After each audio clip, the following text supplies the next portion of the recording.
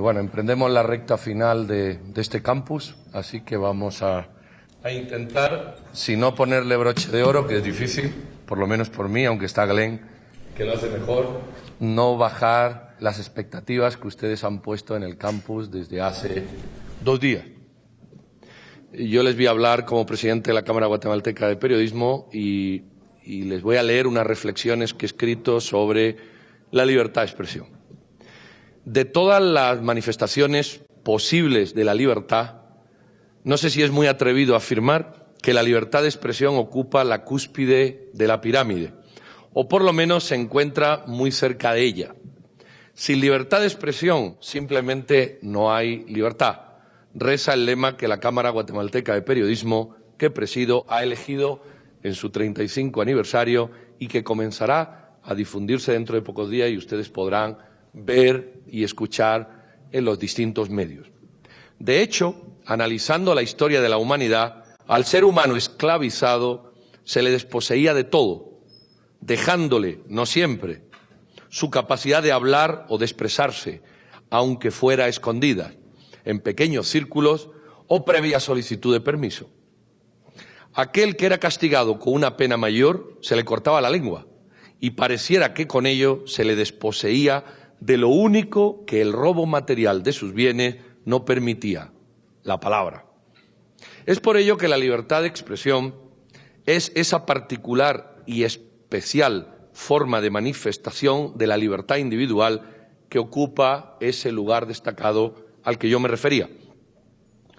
Nos quedamos inicialmente con la frase que Miguel de Cervantes incluye desde el prólogo en el Quijote, en latín non bene pro todo libertas vendiur auro, y que traducida es: la libertad no se vende bien ni por todo el oro del mundo. Y es que don Miguel sabía mucho de cautiverio. Un pensamiento más y más reciente, en esta ocasión de Noam Chomsky, quien dice al respecto, es un poco trabalenguas, pero presten atención: si crees en la libertad de expresión, entonces crees en la libertad de expresión para puntos de vista que te disgustan. Por ejemplo, Goebbels estaba a favor de la libertad de expresión para los puntos de vista que compartía, igual que Stalin. Si estás a favor de la libertad de expresión, eso significa que estás a favor de la libertad de expresión precisamente para los puntos de vista que no compartes. De otra forma, no estarías a favor de la libertad de expresión. Es un trabalenguas, pero creo que lo deja claro. La libertad de expresión, nos viene a decir el autor, lo que permite es la concurrencia de todos los puntos de vista, los tuyos y exactamente los que no son tuyos, porque si no, no estás a favor de ese posicionamiento amplio, sino exclusivamente de tus lineamientos filosóficos o intelectuales. A mediados del siglo XVIII, David Hume escribía: nada puede sorprender tanto a un extranjero como la gran libertad que en este país disfrutamos para comunicar al público cuanto nos plazca y censurar abiertamente las medidas tomadas por el rey o su ministro. Se jactaba el inglés, con toda razón y propiedad, de lo que podía hacer en su país, mientras otros regímenes absolutistas y monárquicos negaban a sus ciudadanos, como el holandés, el francés o el español.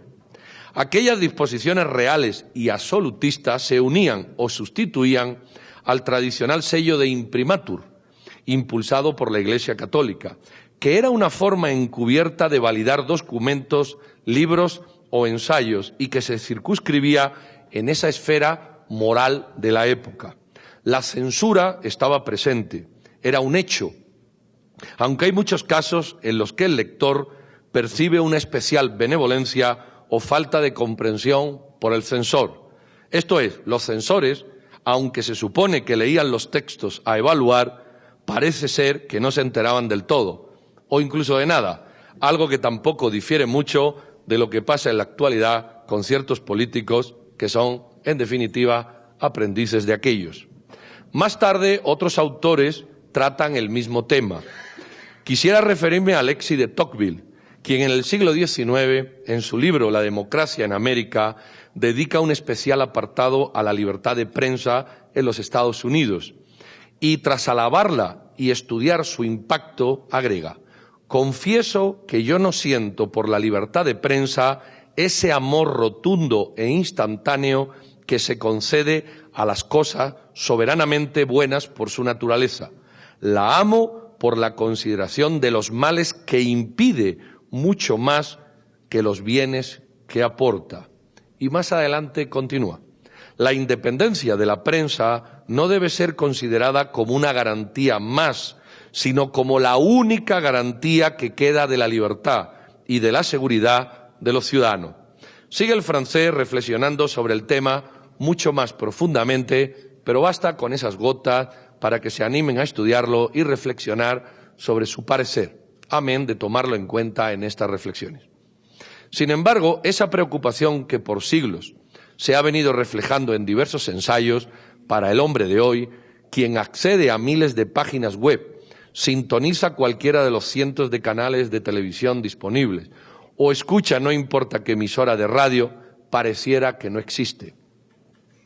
Damos por hecho que la libertad y la libertad de expresión es un hecho incuestionable y definitivo. Está ahí presente desde siempre y es imperturbable. Y sobre ese falso y peligroso supuesto desarrollamos nuestra actividad diaria sin preocupación alguna. Pero no es cierto.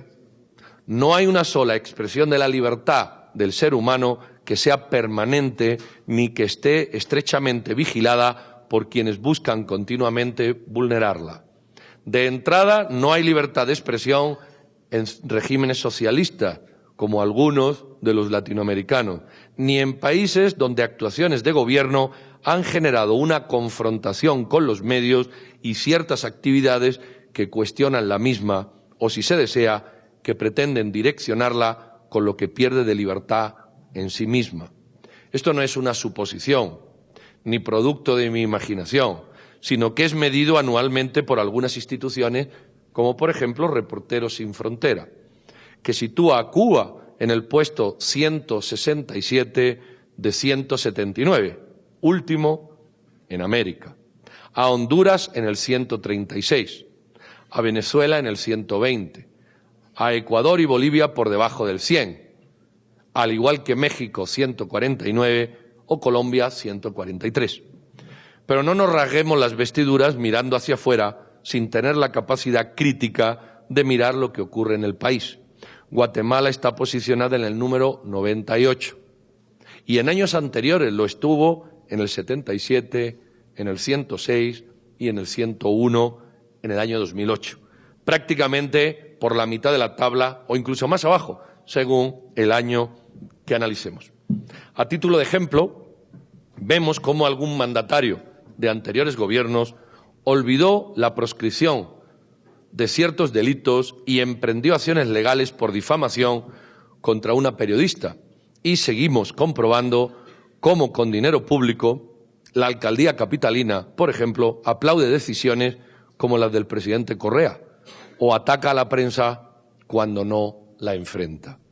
No hay que irse, como era presumible, muy lejos para ver la paja en el ojo ajeno o en el ojo propio sin ignorar la viga en el ajeno.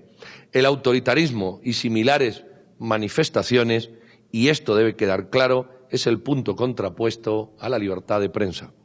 La historia demuestra que la libertad de expresión, tal cual Hume contemplaba, es el valladar y el freno a los desmanes de los gobiernos. No hay sistema político realmente equilibrado en sus múltiples aspectos que no esté sustentado en una amplia libertad de expresión. Muchos de estos gobiernos progresistas abogan continuamente en sus discursos por la observancia y el cumplimiento de los derechos humanos, pero olvidan, interesada o fácilmente, que la libertad de expresión es uno de ellos. La libertad de expresión es el contrapeso natural y muchas veces el único que puede enfrentar el despotismo o el ejercicio inadecuado, cuando no abusivo, del poder político, alentar la actuación del poder judicial y evidenciar casos de corrupción, desmanes, nepotismo o prebendad, entre muchos. No hay otro por la trascendencia y la dimensión que tiene precisamente el periodismo en cualquiera de sus manifestaciones. Enfrentar los medios es querer gobernar imponiendo, y eso está reñido con los principios republicanos que teóricamente nos definen. Lo anterior nos lleva a la reflexión sobre la opinión pública, en ocasiones generada por los medios y en otras recogida y difundida en los mismos. Se ha llegado a afirmar que lo que no se cuenta no existe, o más modestamente, sus posibilidades de formar parte de la realidad percibida son mínimas. Consecuentemente, me atrevería a agregar que la oportunidad para contar lo que ocurre sigue la dinámica anterior. Es decir, perdido el momento adecuado, posiblemente no se tendrá otro para manifestar lo que se piensa. Es preciso hacerlo en el tiempo adecuado para que la vigencia no reduzca el necesario impacto ni sea opacada por otra circunstancia. De esta suerte se puede generar o recoger lo que se ha venido en denominar opinión pública. Noel Newman, en un interesante trabajo titulado La espiral del silencio, reconoce en el desarrollo del mismo que todavía no sabe lo que es opinión pública.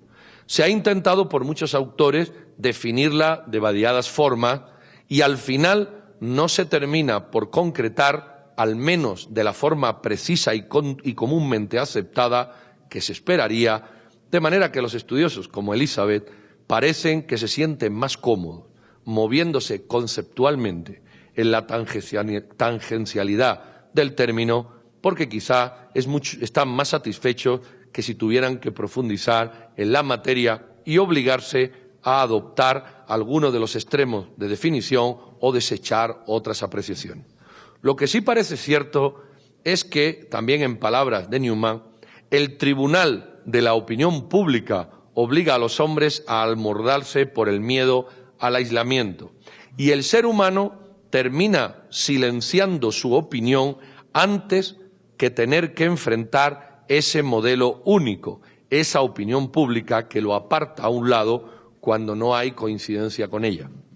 De hecho, muchos políticos, tal como afirmaba Tocqueville, terminan por intentar enfrentar, confrontar, convencer o adherirse a esa opinión pública, y su objetivo de gobierno no es otro que navegar dentro de esa corriente favorable.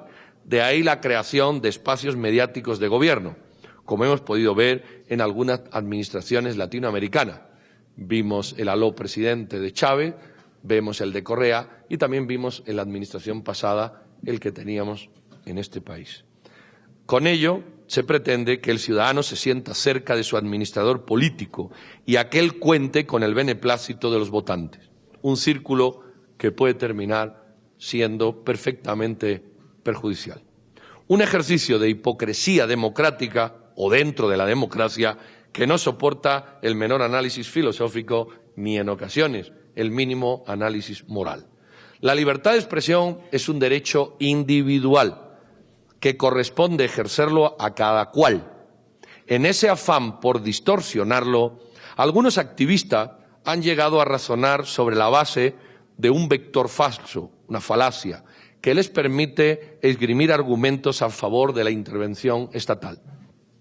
Así las cosas, y según ellos, la libertad de expresión, derecho individual, requiere de un medio para llevarla a cabo y, consecuentemente, el Estado debe, por tanto, asignar las frecuencias y hasta las plataformas de manera que todos tengan acceso a la misma. Es como si el derecho a la libre locomoción llevara aparejada la asignación por el Estado de un vehículo para transporte o el ejercicio del derecho a la propiedad, la automática asignación de una vivienda. Pero el fin que persiguen es que con esa argumentación fácilmente vendible se garantiza el tutelaje del Estado de los medios de comunicación y se decida arbitrariamente la asignación siempre interesada de los medios, de forma que se cumple, en teoría, con la universalización de los mismos al servicio del ciudadano. Es por ello que en la práctica el Estado, léase el político de turno, termina por asignar las frecuencias o poner a disposición de personas afines medios escritos, radio, televisión o plataformas digitales, cuando no comprarlos con publicidad estatal. A fin de cuentas, todo financiado con fondos públicos que pagan favores o se utilizan precisamente difundiendo positivas noticias gubernamentales. Y puesto que la concesión es graciable, las exigencias de Mercedes se multiplican. El ejercicio de la libertad de expresión es un derecho personal que cada quien puede y debe ejercer como le parezca, o incluso no ejercerlo, si así lo desea, y que en modo alguno tiene que tutelarse, mucho menos mediante coacción, planificación o presión estatal. Precisamente en la libertad de medios está la posibilidad más alta de que cada quien pueda encontrar la información que desea y contar con el adecuado contraste de las noticias y de las opiniones. Sabido es cómo ciertos regímenes de corte autoritario lo primero que hacen es presionar, cooptar o ilegalizar los medios de comunicación que en esos países informan libremente y ofrecen programas u opiniones contrarias a las actuaciones de esos gobiernos. Un último tema de reflexión y muy importante es la autocensura, entendida como las restricciones a la libertad de expresión que la persona ella misma se pone. En países donde la presencia del Estado no llega a todo el territorio y en los que los grupos de presión relacionados con el crimen organizado o el narcotráfico imperan, muchos profesionales de la información, muchos ciudadanos en general, prefieren guardar un voluntario silencio. Es preferible callar a sufrir las consecuencias de evidenciar hechos por toda la comunidad conocidos e incluso modifican las noticias en función de los intereses de, como alguien decía, el que paga o el que pega. En estas situaciones, la comunidad queda desinformada y las consecuencias en la toma de decisiones, tanto para los habitantes del lugar como para aquellos que desean invertir o vivir o estar informados de la zona, suelen estar distorsionadas y a la postre ser nefastas. Pero hablar de libertad conlleva necesariamente abordar el tema inseparable de la responsabilidad.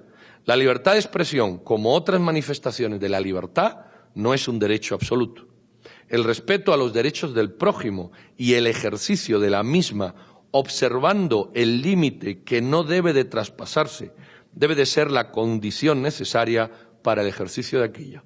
No es, como ya vimos, un tema de autocensura, sino de respetar y prestar atención en no vulnerar los derechos de otros. Es preciso reconocer, y frecuentemente se olvida, que el derecho de expresión en modo alguno puede utilizarse como derecho de agresión o como un arma sin control contra el opositor. Aquellos que están alejados o que no están cerca de nuestra esfera ideológica o simplemente utilizarla como un arma.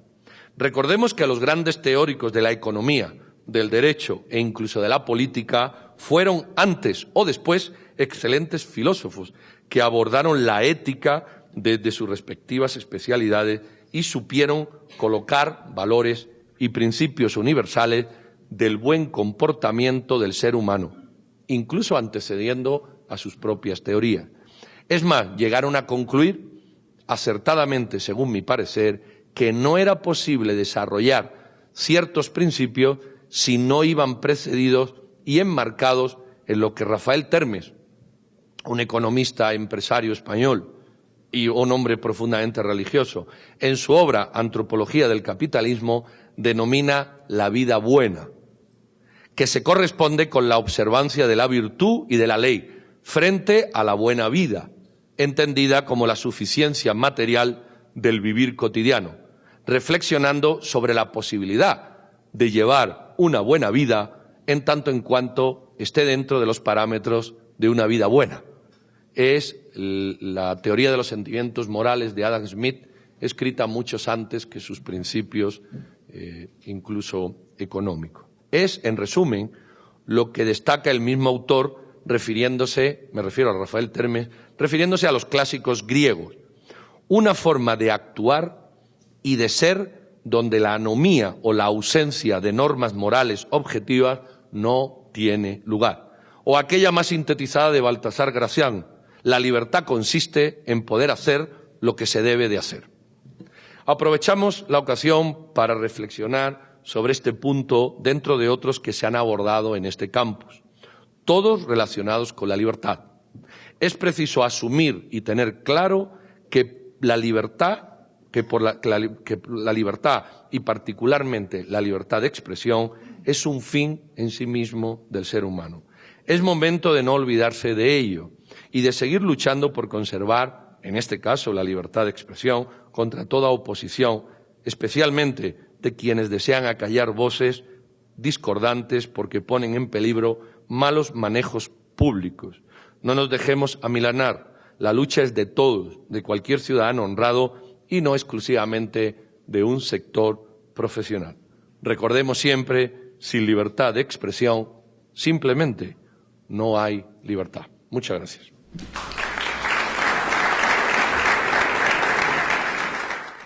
Voy a aprovechar esa libertad de expresión que me acaba de otorgar Pedro Trujillo, con mi agradecimiento. Y desarrollar con ustedes lo que considero 4 aspectos que podríamos llamar, los retos de una agenda liberal para el siglo XXI, específicamente en Hispanoamérica, Guatemala, Centroamérica.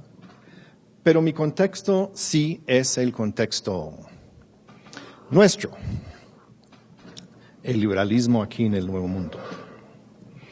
Y tomo como punto de partida el tema que ha desarrollado esta conferencia, este campus, como se está llamando. Y vi que en la información que me llegó, aquí el tema principal ha sido en estos días el Estado de Derecho, pilar para una región libre y segura.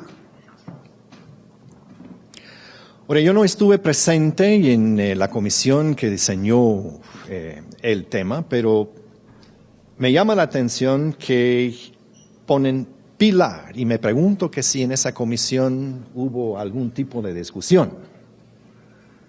El pilar, el único pilar, un pilar, que aquí tenemos un edificio de varios pilares y yo creo que el edificio liberal que queremos construir va a necesitar de varios pilares.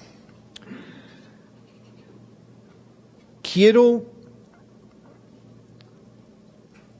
hacer una crítica constructiva de este pilar como un primer aspecto o reto de lo que sería la agenda liberal del siglo XXI.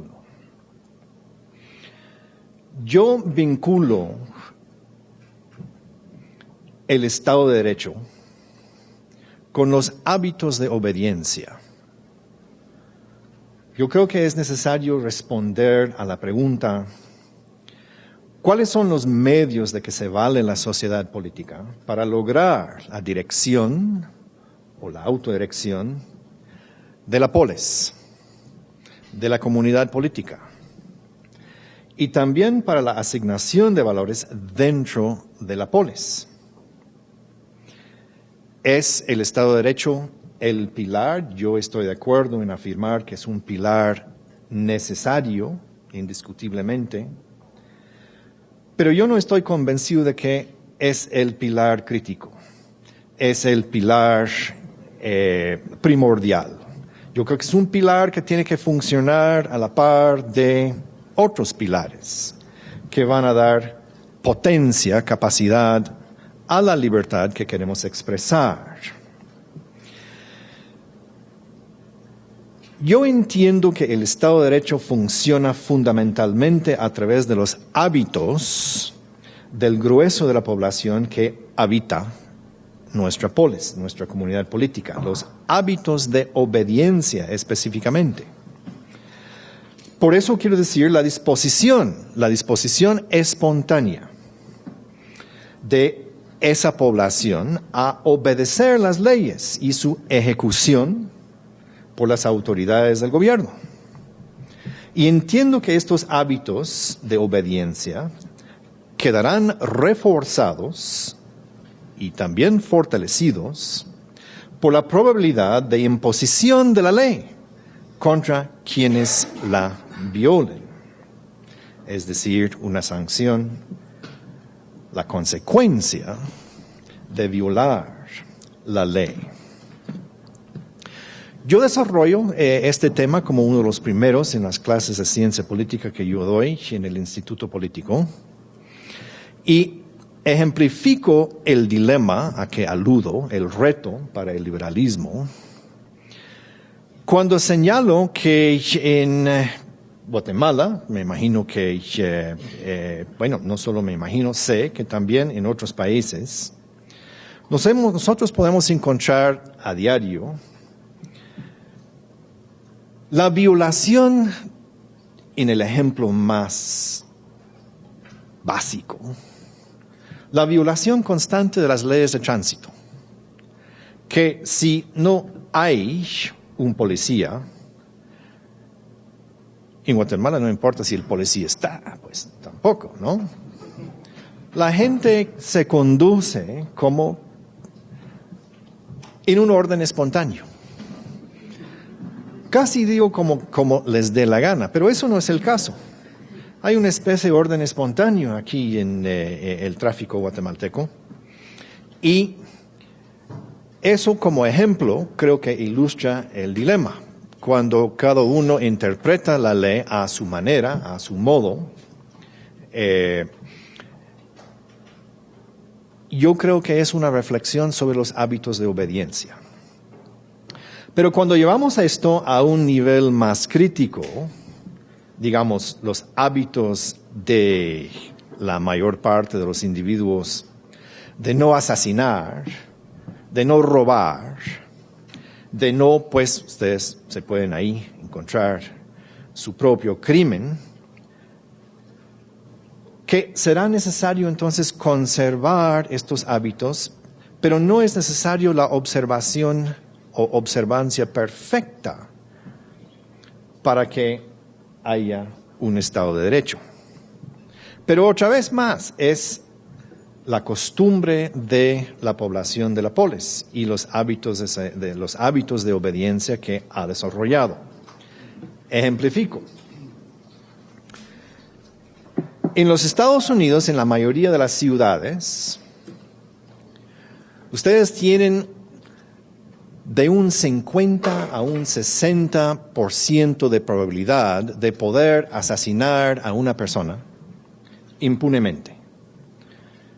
En la justicia norteamericana no hay justicia perfecta. El Estado de Derecho no es perfecto. Pero el hecho de que se resuelvan casi la mitad y en algunas ciudades más de los asesinatos que se cometen, es un incentivo para no asesinar. La ley tiene consecuencias. La persona tiene que contemplar las consecuencias de violar la ley. Ahora ustedes pueden preguntarse cuál es mi posibilidad de cometer un asesinato en Guatemala impunemente. Y yo creo que es mucho mayor que la posibilidad de cometer un asesinato en los Estados Unidos. Los hábitos de obediencia van a determinar la actitud de la población, del grueso de la población, en torno al tema de la impunidad. Por eso el tema de la impunidad es un tema tan constante entre nosotros aquí en Guatemala. ¿Cómo resolver el problema de la impunidad? Pues algunos dicen el Estado de Derecho.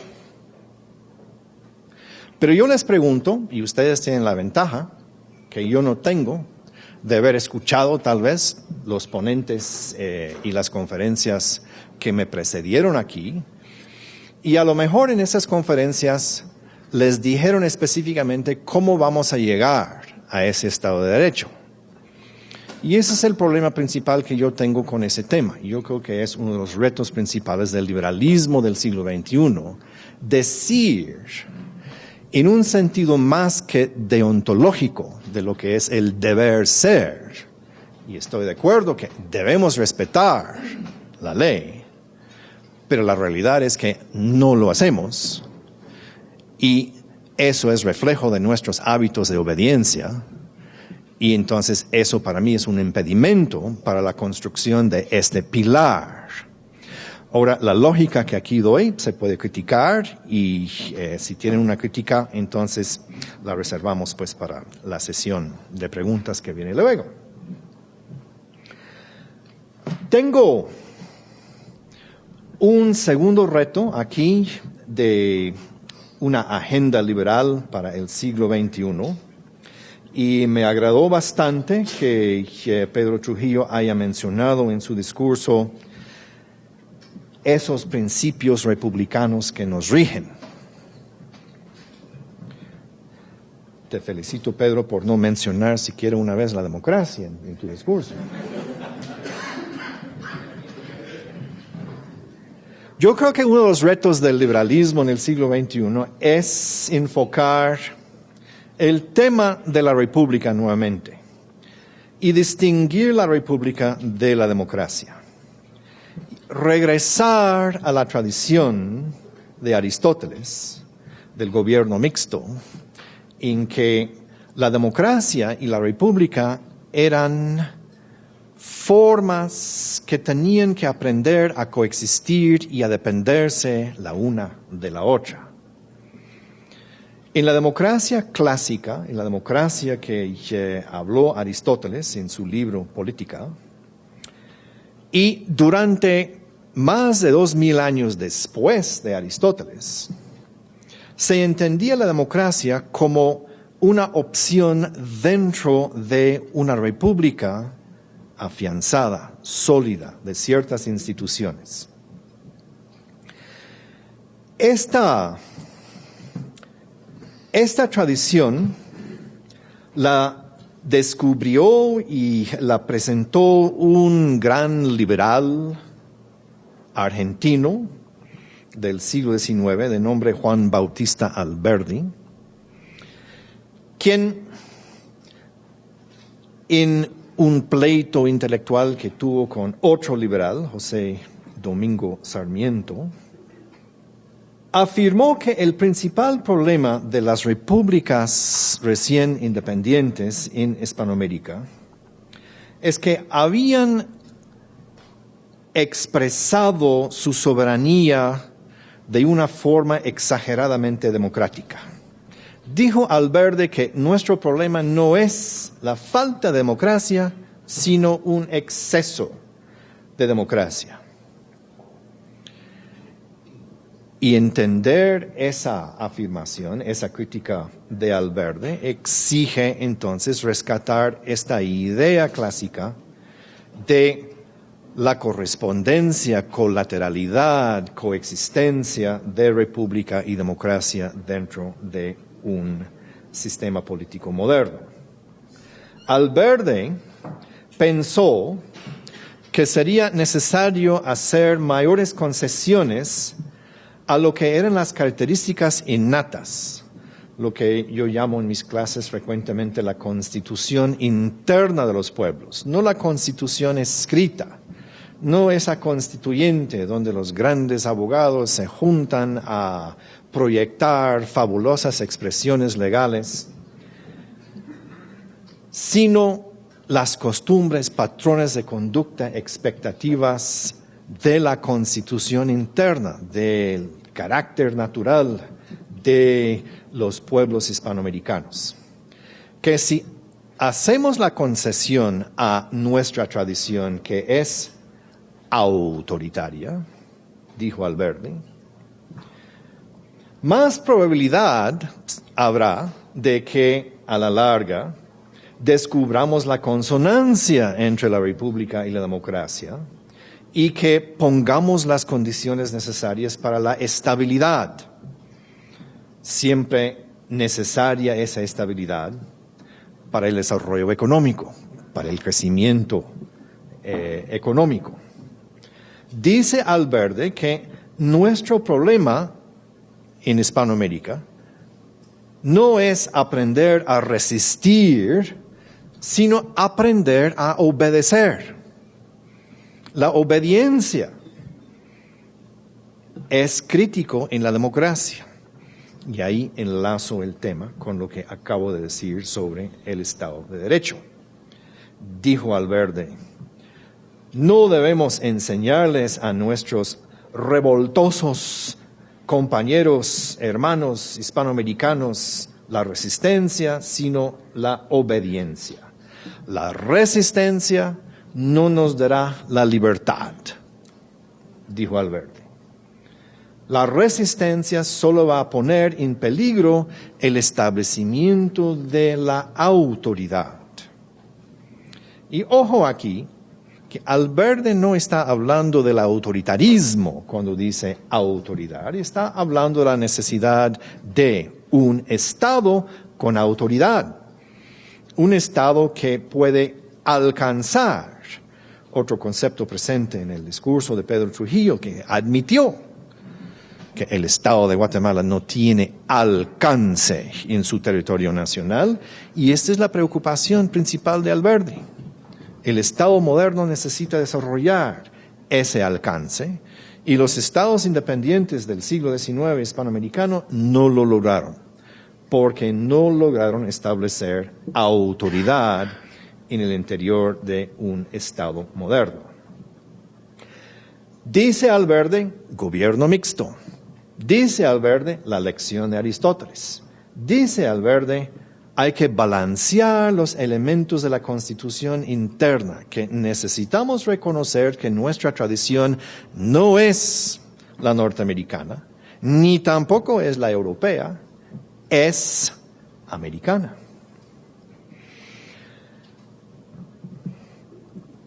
El reto para el liberalismo del siglo XXI, entonces, para mí, es precisamente el rescate de la relación entre democracia y república. ¿Qué tenemos que hacer, entonces, para rescatar esa república? Valverde también advirtió que la oscilación entre las dos vocaciones extremas, una autoritaria, otra anárquica,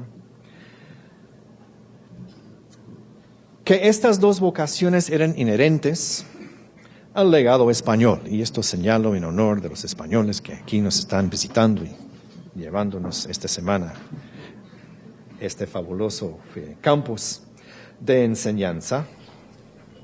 Diferentes académicos han desarrollado este tema, y los liberales de la generación de Valverde vivían en medio de una etapa de la crítica a los españoles. Hemos tenido diferentes momentos en la historia hispanoamericana donde hemos querido echarle la culpa a factores exógenos, a agentes ajenos. Primero fueron los españoles, después fueron los gringos. Yo no comparto esa tradición, no por ser gringo, sino que me caen bien los españoles. Yo creo que parte del reto es reconocer, sin embargo, cuál es el legado de la colonia. Y por eso insisto en que estudiamos la colonia como parte de nuestra labor académica en el Instituto Político.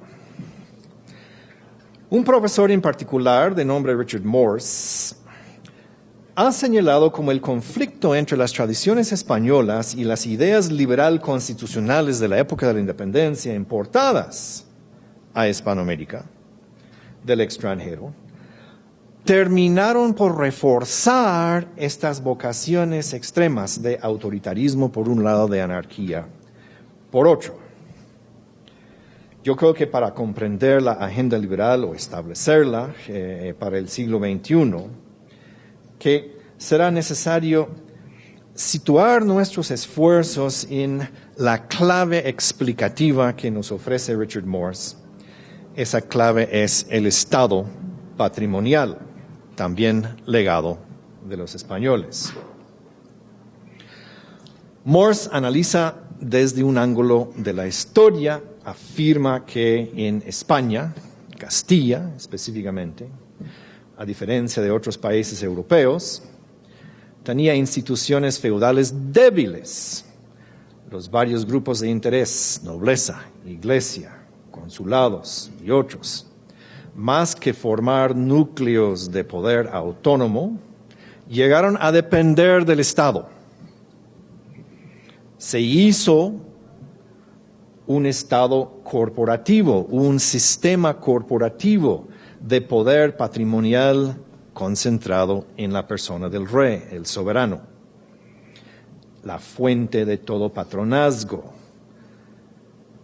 que también como fuente de todo patronazgo es el árbitro definitivo y necesario de las disputas que se dan dentro de un sistema patrimonial. ¿Qué es un sistema? ¿Qué es un gobernante patrimonial? Dice Morse, el gobernante patrimonial es reacio a atarse a la ley. Su dominio toma la forma de una serie de directivas, cada una sustituible. Las decisiones jurídicas a menudo no son consideradas como la aplicación de la ley, sino como la otorgación de una gracia o privilegio en recompensa de los méritos y no como precedente vinculante, jamás. Ese es un tema que el profesor Elliott necesita desarrollar, por eso lo estoy diciendo. El gobierno patrimonial es pues personalista y en potencia extremadamente arbitrario, más que conforme a la ley, es decir, rehuye del Estado de Derecho. El liberalismo de Alberdi era sobre todo un rechazo del Estado patrimonial, rechazo de que el rey, ahora la nación, figurara como el dueño de toda la tierra. Impugnaba Alberdi esa concepción estatista, patrimonialista de la propiedad, en la que ser rico era haber obtenido una concesión de la corona y el sucesor de la corona, el Estado patrimonial de la independencia, la nueva nación. En el Estado patrimonial, la nación era la propietaria original. Se reservaba la parte conveniente en beneficio del bien común y le concedía a los particulares la posesión de forma revocable su propiedad. Cito el texto de la actual Constitución de México. Esto no es para insultar a los mexicanos. Esto es para establecer lo que es el punto de referencia para la revolución del siglo XX, para las constituciones que dicen ser progresivas. Todavía es importante señalar que la Constitución de 1917, la mexicana, es el punto de referencia de la Constitución guatemalteca de 1944.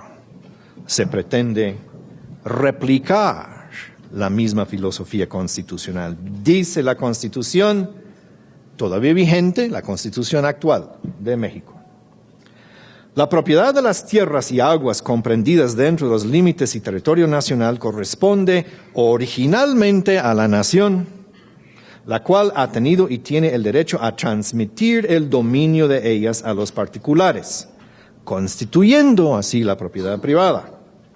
La nación tendrá en todo tiempo el derecho de imponer a la propiedad privada las modalidades que dicte el interés público, así como el de regular el aprovechamiento de los elementos naturales susceptibles de apropiación, para hacer una distribución equitativa de la riqueza pública y para cuidar de su conservación. El liberalismo del siglo XXI necesitará entonces una estrategia que permitirá derrotar los vestigios del Estado patrimonial y su aparato burocrático.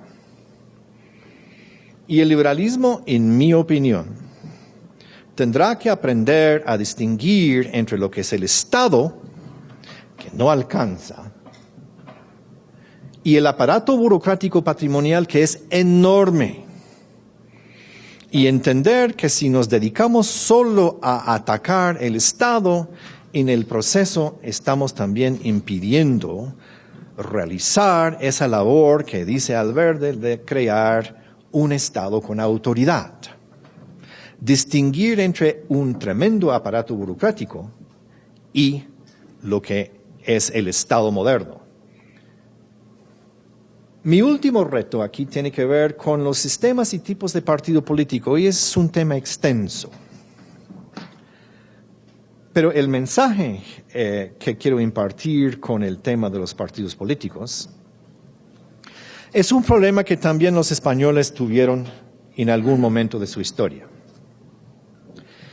Y quiero terminar con una expresión de frustración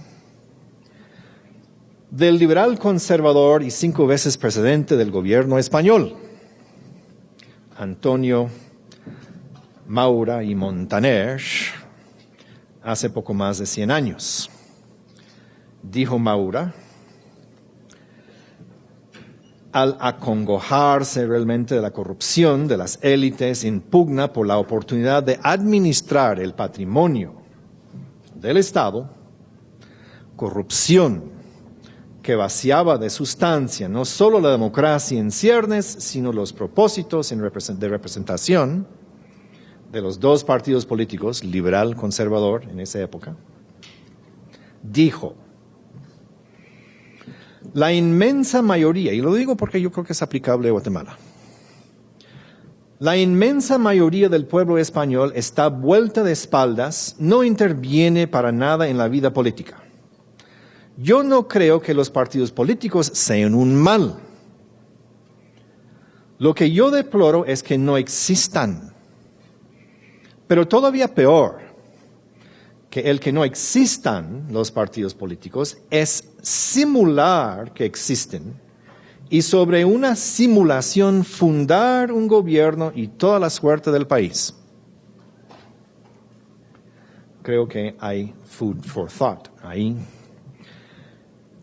En lo dicho por Mauro, que aluda a una serie de personajes notables en las esferas cupulares de los partidos políticos que al llegar al gobierno no hacían sino distribuir recompensas patrimoniales entre sus clientes. Sobre esta tradición política y en medio de la confusión entre república y democracia, los españoles quisieron asentar una república en la década de los 1930.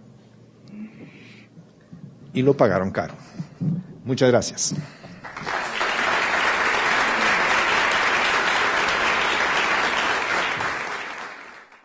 Ahora daremos inicio a la fase de preguntas. ¿Hasta qué punto debemos los ciudadanos aguantar o estar sometidos al amarillismo periodístico que se escuda bajo la libertad de expresión para desinformar y distraer la atención? Pues en nada, solo hay que aprender a reconocer las interpretaciones bajas y amarillas y sencillamente no leerlas.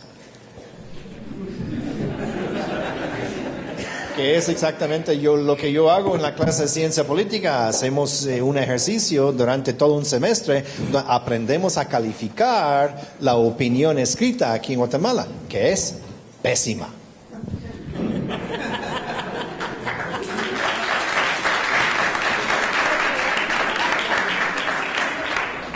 Bueno, yo me voy a extender un poquito más allá del pragmatismo de Glenn y les voy a contar una historia breve. Cuando yo era pequeño en España existía un periódico que se llamaba El Caso. El Caso era un periódico que únicamente presentaba delitos. Entonces uno compraba el periódico y veía los atracos, los asaltos, las muertes, los robos. Solo eran delitos, no había absolutamente nada así. Llegó un momento que el Caso desapareció. Y desapareció porque no era vendible. Nadie lo compraba. En un libre mercado en el que creemos, la relación oferta y demanda es la que priva. Y los programas amarillistas o las lecturas amarillistas existen porque hay demanda del amarillismo. Eso no hay ninguna discusión. De hecho, el periódico que más se lee en el país y se paga en metálico es amarillista. Y si usted se va a cepillarse los zapatos a la Plaza de la Constitución, no hay limpiabotas que no le entregue el periódico amarillista. Bueno, ¿Se puede prohibir eso? Mejor dicho, ¿se debe prohibir eso? Yo creo que no. Porque entonces, si admitimos esa prohibición, admitimos cualquier otra prohibición por otras cuestiones. El tema es que la gente termina desechando esos folletines. ¿Por qué? Porque no le aportan absolutamente nada a su desarrollo personal. Y el hecho de ver si el cadáver tenía la cabeza partida, estaba en el arcén o en la cuneta, o en mitad de la carretera, o había dos cabezas o una, pues siempre habrá morbosos. Pero cuando la demanda de eso baje, porque la preocupación intelectual, como Glenn apunta, se dispare hacia leer buenos columnistas, leer buenos reportajes, tener un buen informe, sencillamente desaparecerá. Entonces, ¿hay que permitirlo? Sí, si creemos en la libertad de expresión. Pero es una relación oferta y demanda que creo yo que a medida que incrementa el nivel educativo de las personas y la preocupación y la búsqueda de cosas serias, de artículos de opinión, de investigación, etcétera, pues se va a ir perdiendo. En España ocurrió, yo recuerdo este ejemplo, ¿por qué no aquí o por qué no en otro lugar del mundo? Tal vez, Isabel, si me permiten, una reflexión más histórica, ¿no? ¿De dónde viene el concepto de prensa amarilla? Pues eso empezó en Estados Unidos en el siglo XIX finales, en el contexto de la guerra entre Cuba y los Estados Unidos, España, Estados Unidos, debo decir, por la guerra de independencia en Cuba. Y ahí la prensa de William Randolph Hearst, prensa que en esa época se imprimía en papel amarillo, ese es el origen del término, prensa amarilla, amarillista, se refiere a la distorsión de los hechos en aras de crear una imagen que no es la realidad de lo que está pasando en el terreno.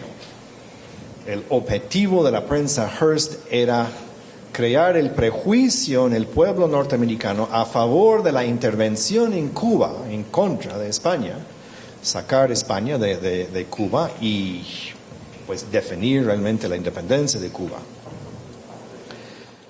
Prensa amarilla, entonces, para mí no es la venta de pornografía o la venta de esos periódicos populares que todo el mundo compra, donde hay cabezas decapitadas y todo. Eso, en mi tradición, eso no es la prensa amarilla. La prensa amarilla es esa prensa, es ese periodista, es ese columnista al servicio de una agenda particular, sea del gobierno, sea de algún partido político, sea de alguna ideología. Y yo creo que hay que aprender a reconocer las agendas escondidas que están en la prensa que leemos todo el día. Y eso es para mí trabajar con la tradición de la prensa amarilla. Y si hay a propósito distorsiones, sean de privados o sean de quienes escriben, porque aquí tenemos mucha gente que escribe al servicio del gobierno y que pasan ahí por periodistas independientes, que no lo son, están entonces poniendo los criterios del gobierno y tenemos que aprender a reconocer esto. Nunca dije censurar, estoy a favor de la libre expresión, pero tenemos que aprender a ejercer nuestra libertad. Muchas gracias. Esta pregunta es para Pedro. Como presidente de la Cámara de Periodismo de Guatemala, ¿qué opina de algunos periodistas que utilizan los medios de comunicación como plataforma para hacer carrera política? Bueno, yo creo que Glenn la ha explicado perfectamente. Yo les voy a ser honesto. Hará 2 años, en una reunión, yo propuse hacer, a su vez, un llamado a ciertos periodistas para hablar de un tema. Y una señora, que yo le guardo mucho respeto y cariño, me borró de la lista a 2 que yo conocía, y a uno de ellos yo lo había propuesto. Y entonces yo le hice notar que efectivamente faltaba tal persona y me dijo, es que ese se vende y si no le pagas no escribe. A mis 55 años, como diría Sabina, a mis 49 más 10 o a mis 40 más 10, yo descubrí en mi simpleza mental que había periodistas que se vendían. Ustedes dirán, bueno, eso es obvio. Bueno, pues para mí no lo era. Para mí no lo era. Para mí no entraba en mi cerebro, en mi nothing box, como dice este señor que explica el cerebro masculino, no entraba que había periodistas que escribían por dinero. Yo había asumido que el periodismo se ejercía desde el libre pensamiento de lo que uno creía y manifestaba eso. Puede ser infantil, pero así me manejaba yo. A partir de entonces indagué y descubrí que no solo cobraba ese, sino que cobraban muchos más. O incluso compañeros con los que yo he trabajado en televisión que dando las noticias ahí, es decir, teniendo el reto, el desafío y el deber de informar, estaban pagados exactamente por el gobierno anterior. Podía haber sido por otro, pero yo lo descubrí con el gobierno anterior. Podía haber sido con este o con dos atrás. Gente que daba las noticias, pero estaba al servicio del gobierno anterior que les pagaba. Obviamente, a la hora de dar la noticia, una coma, un punto, una línea, un nombre, una cifra, ¿y qué les puedo yo contar? Que se quita o que se agrega, cambia el sentido de la información o de la opinión.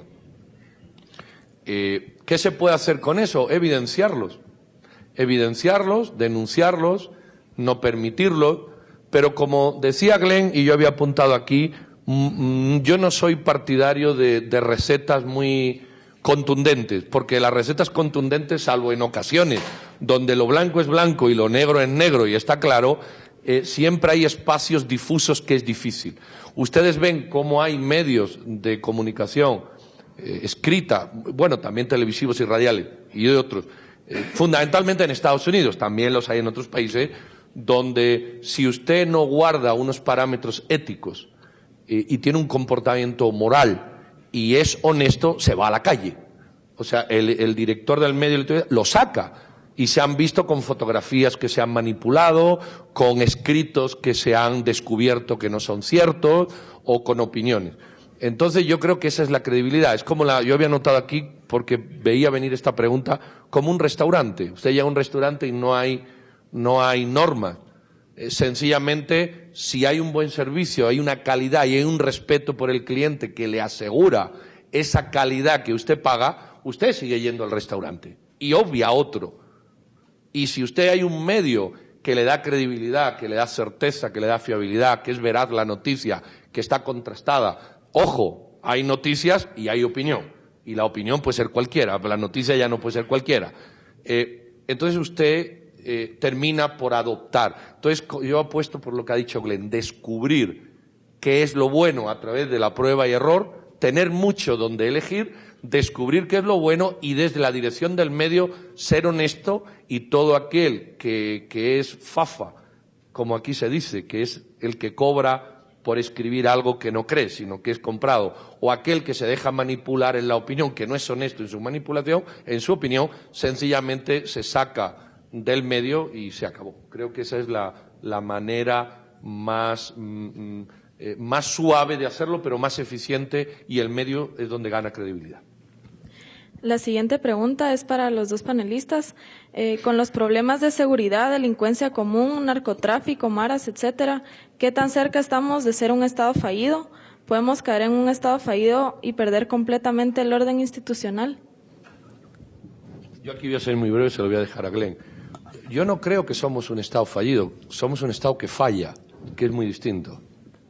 Estado fallido es aquel que no cumple, pero porque no puede, con sus funciones estatales. Podemos decir cuáles son, ¿verdad? O podemos debatir cuáles son. Pero no cumple porque no puede. No hay capacidad humana, no hay capacidad técnica, no hay capacidad burocrática. Puede que haya, pero no se utilicen bien los medios. Es decir, y falla porque falla. Yo creo que aquí no somos Estado fallido, somos Estado que falla. Es decir, un Estado que sabe lo que tiene que hacer, que puede hacerlo, al menos puede hacerlo en porcentaje suficiente, pero que no desea hacerlo. No desea hacerlo. Y le voy a poner un ejemplo directo que va a provocar algunos saltos de la butaca. CICIG no existe en el mundo, pero aquí tampoco tenía que existir. Aquí habría cada juez y cada fiscal debería cumplir su misión y sabe cuál es.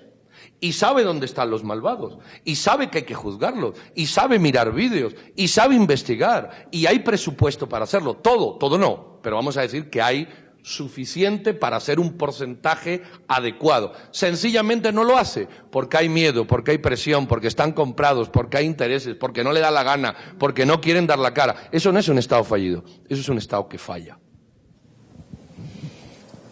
Bueno, yo creo que Pedro es bastante generoso con el calificativo, ¿no? Pone en riesgo su carrera en la televisión, ¿no? Si dice Estado fallido. Realmente depende de cómo vamos a definir el Estado. ¿Qué es el Estado? Quienes han tomado ciencia política conmigo saben que, bueno, yo manejo una teoría del Estado moderno que tiene como definición operativa la propia historia. Los estados europeos son creaciones de un antiguo régimen entre el siglo XVI y siglo XVIII. Desarrollan en ese horizonte de 300 años los estados europeos diferentes pilares. Hay un pilar de justicia, otro de seguridad, un pilar impositivo, un pilar de recursos humanos. Todos los estados modernos tienen esto. Y para mí el éxito del Estado consiste entonces en saber conjugar estos elementos, potenciar estos elementos, dotar estos elementos de los recursos necesarios, y en eso se define la autoridad del Estado. Si el Estado no logra afianzar, cultivar, capacitar esos pilares, el Estado falla. Es un Estado fallido. Y ahí pues es pura danza semántica en ese sentido. Yo creo que el Estado guatemalteco todavía existe en mucha premodernidad, que no ha desarrollado las instituciones modernas de Estado que necesita para poder llamarse un Estado que compite exitosamente entre los estados del mundo moderno. Guatemala ha sobredimensionado una de las dimensiones del Estado, es el ejército. Y luego la gente pregunta por qué el ejército ha dominado tanto en la historia de Guatemala. Porque es la única institución moderna. Todavía estamos discutiendo en qué consiste un sistema impositivo moderno, en que todavía sabemos que el sistema de justicia no alcanza, no llega a cubrir las necesidades de justicia que tiene todo el territorio de Guatemala. El Estado tiene muy poco alcance en términos de su sistema impositivo, en términos de su sistema de justicia, en términos del profesionalismo que se necesita un funcionariado profesional. Pero no queremos un funcionario profesional porque tenemos un Estado patrimonial. El Estado patrimonial de que hablé es un Estado premoderno. Y los partidos políticos resisten, hablan, pero cuando están en el poder no cumplen con la idea de un servicio civil profesional, porque tienen que satisfacer en el poder los compromisos patrimoniales que han hecho pues con quienes han financiado su campaña. Premoderno. Entonces, en ese sentido, yo sí defino el Estado guatemalteco como un Estado fallido. Gracias. Este también es para Glenn Cox.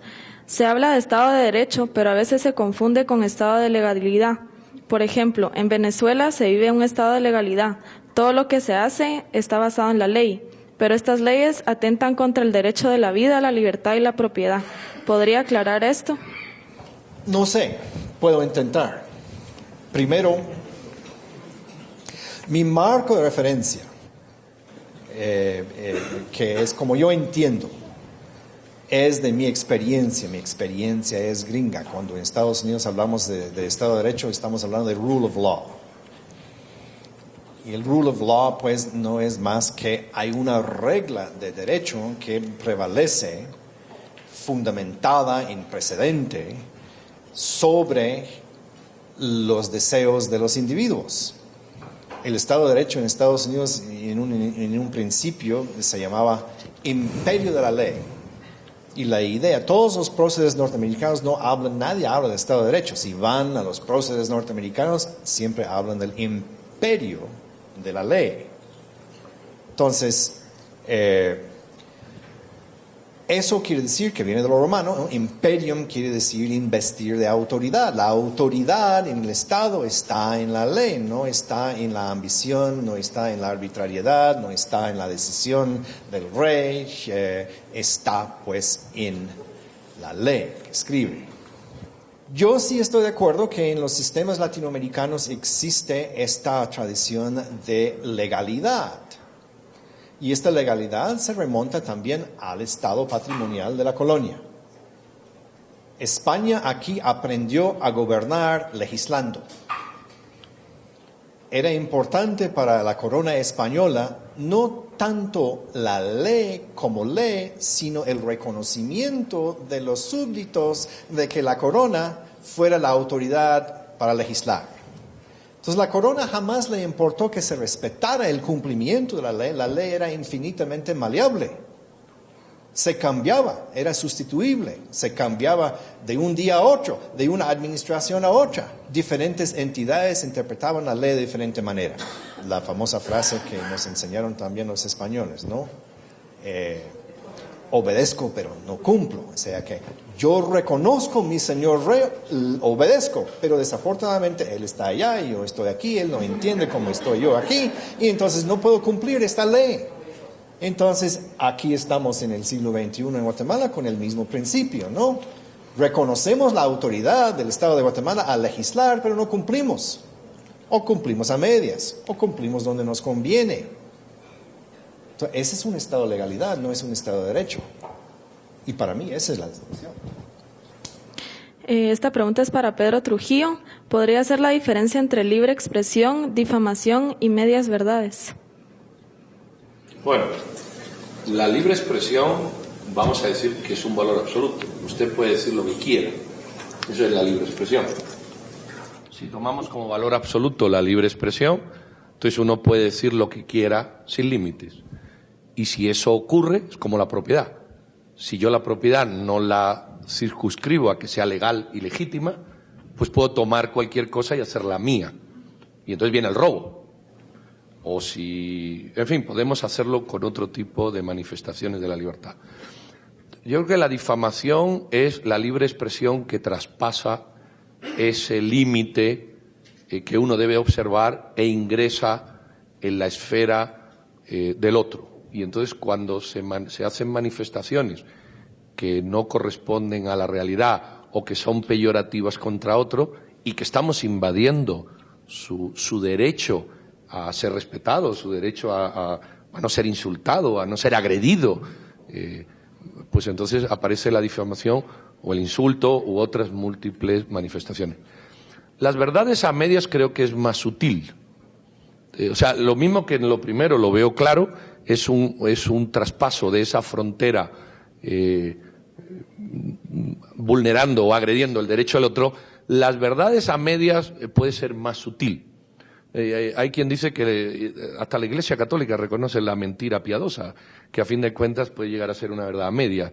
Ojos que no ven, corazón que no siente. Entonces, las verdades a medias es más sutil y se pueden ver, en mi opinión, desde la perspectiva del vaso lleno o del vaso vacío. Es decir, informar de algo sin decirlo todo no necesariamente tiene que ser mentir.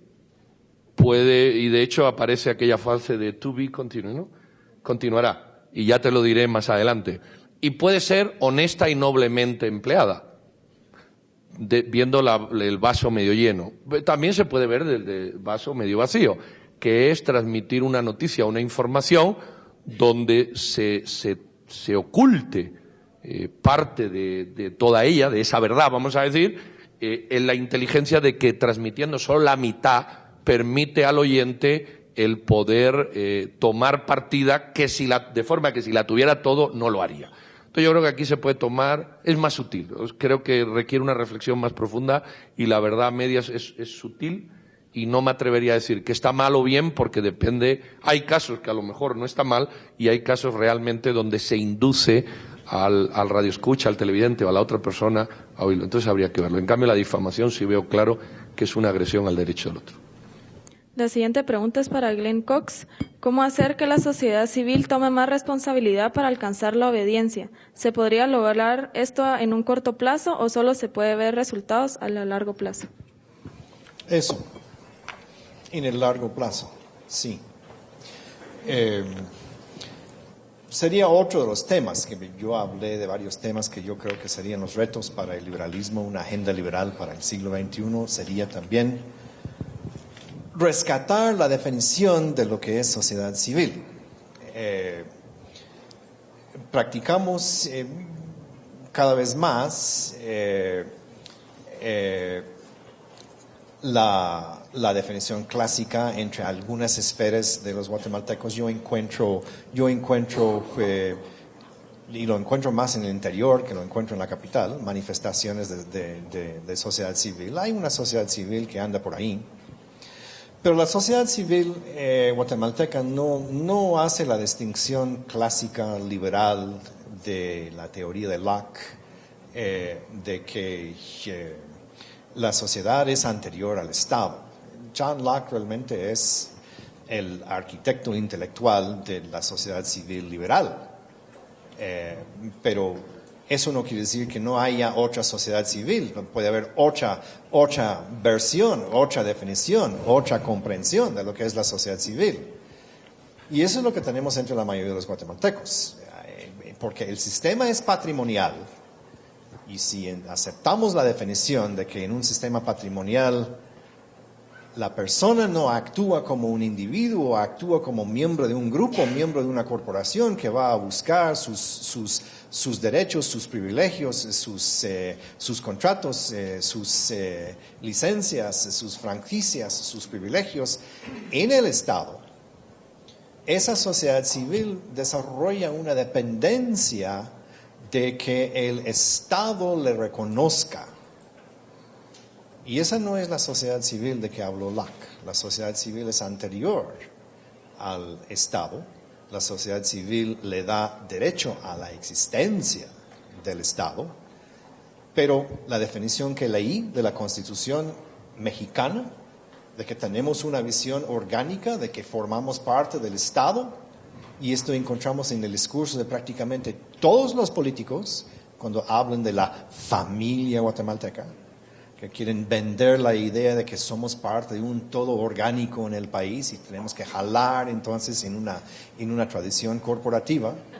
El Estado, el propio Estado, confunde a la población pues en cuanto a lo que es la sociedad civil. Entonces tenemos que rescatar la idea de la sociedad civil en la tradición liberal y tenemos que aclararles a los políticos de que no es buena idea de que todos pensemos de la misma manera como una familia guatemalteca, que tenemos derecho a nuestro pensamiento como individuos y de ahí vamos a ir desarrollando en el largo plazo una idea y una expresión de sociedad civil más liberal. Gracias. Esta pregunta es para Pedro Trujillo. ¿Cuál es el camino que cree usted correcto para establecer en Guatemala una verdadera república? Les voy a contar. A mí en febrero me invitaron a dar una charla sobre los valores de la democracia. Y como a veces uno no sabe cómo empezar a escribir el papel, hice lo que suelo hacer, lo que ya he hecho en otras ocasiones con las constituciones y demás, y es chequear todas las constituciones de América. Entonces chequeé todas las constituciones de América, a ver qué era la democracia en cada una de ellas. Chequeé desde la América continental, de la norteamericana hasta la Argentina, aquí las tengo las 10 y muchas. Y me sorprendí que en la Constitución argentina no aparece la palabra democracia. En la brasileña tampoco, en la norteamericana tampoco, en la peruana tampoco, en la guatemalteca tampoco y en la dominicana tampoco. En otras constituciones aparece una vez la palabra, muchas de ellas para decir que la democracia es el sistema que rige, pero no dice más.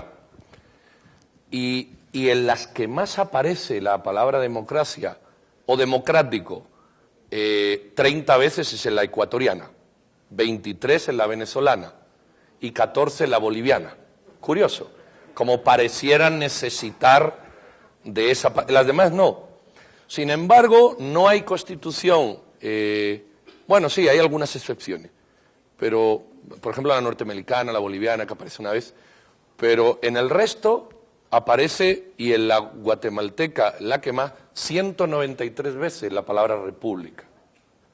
162 en la de Colombia, 146 en la de Brasil. Entonces ya sabía yo por dónde empezar a escribir.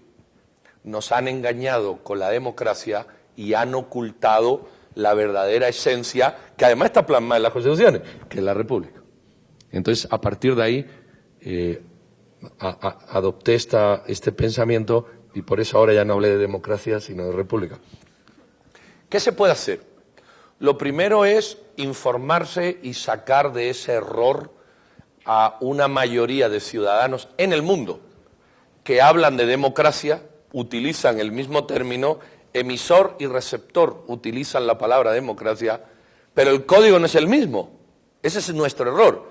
Yo digo democracia, usted entiende democracia, pero lo que yo digo o lo que yo pienso cuando digo democracia no tiene absolutamente nada que ver lo que usted piensa cuando escucha democracia y viceversa.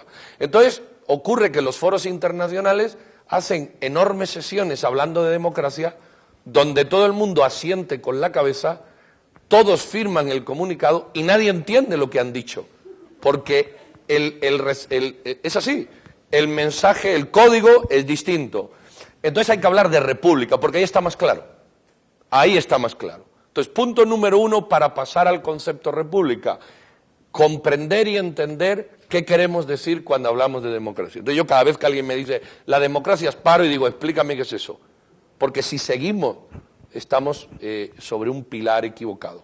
Primero, entender que la democracia es un sistema de elección y nada más, aunque le hemos dado un valor absoluto y enorme que engloba cualquier cosa.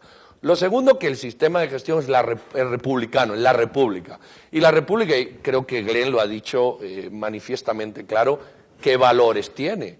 Respeto a derechos individuales, observancia de un imperio de la ley, de un Estado de Derecho, si ustedes quieran, un sistema de elección por mayorías, porque no hay otro mejor hasta ahora, que se respeten las minorías, en fin, tiene, y república sí es un valor absoluto, sí está claro lo que tiene que ser. Ahora, pasar de un discurso de democracia a una aceptación de república conlleva primero menos por una exigencia personal, primero de no utilizar el término inadecuadamente. No hablemos ya de vivimos en una democracia, digamos vivimos en una república donde elegimos a través de un sistema democrático. Eso es lo correcto. Pero si utilizamos el vocablo de manera general, nosotros mismos estamos generando un error y transmitiendo lo que queremos evitar. Comprender, informarse, saber y utilizar los términos adecuados. En esto, imponerlos en los discursos. Me refiero a imponerlos en el discurso. Uno, imponerse el utilizar el término adecuado, incluso si choca. Y eso me pasó a mí en El Salvador, que tuve que hablar de valores de democracia y empezaba mi charla, y aquí la tengo, diciendo, no sé qué es la democracia más allá de un sistema de elección, así que voy a hablar de república, que me parece mucho más sensato. ¿Qué hacemos los españoles, Pedro? Bueno, los españoles tenemos que hacer lo de todo el mundo, y es salirnos de ese discurso. Hablar de monarquía, no. Monarquía republicana. De monarquía republicana. Pero yo creo que el sistema republicano como sistema, el concepto de gestión política republicana, el concepto de organización republicana, evidentemente contrasta en monarquías el sacar esto. Pero los valores republicanos, es decir, vivimos en una monarquía constitucional cuyos valores son estos. No es una democracia, no es una democracia. Y además, no nos llenemos la boca de democracia cuando, guste o no oírlo, la mayor parte de los regímenes exitosos son monarquías, donde al rey nadie lo elige. Es decir, hay sistemas más allá de la elección mayoritaria que funcionan en Europa y funcionan por siglos. Conclusión, ¿no será que estamos empecinados con una palabra que nos sirve para todo en vez de hacer el esfuerzo de buscar argumentos y palabras que realmente reflejan lo que tenemos que hacer?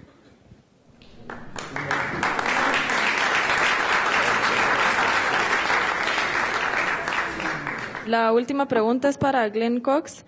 Usted mencionó que hay que diferenciar entre un Estado con gran burocracia y un Estado moderno.